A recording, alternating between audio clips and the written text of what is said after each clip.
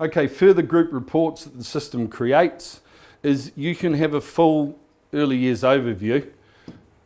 The same with the menus to select your assessment point, your aspect, and update.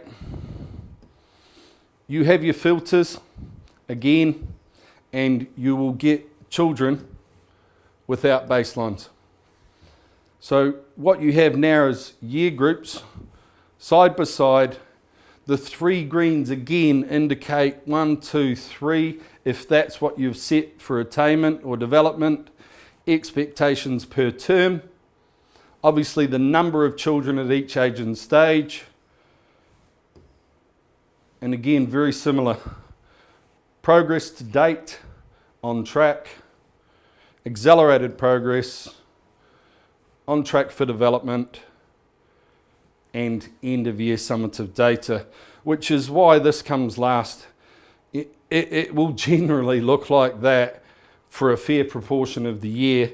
Most crucially, it's about getting these two right, so the on track data will move you towards end of year.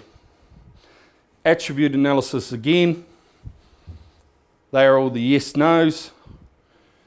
You can do them for each year group and again produce the report on Excel. Moving on, in the early years, if we come down to progress to date, you'll see that the menu is the same. Assessment points and aspects, particularly ones you want to investigate. Now, this is a really accessible visual to go with your planning file. So again, you can export to Excel, you can filter, but we basically group them into slowed progress, typical, and accelerated.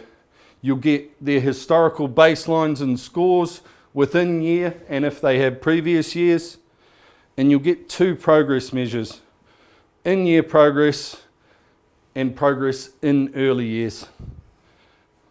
Depending on what you've set with your administrator, they'll have developmental expectation to point, term by term, progress expectation, and you'll get a blue shading for those children who have reached a good level of development.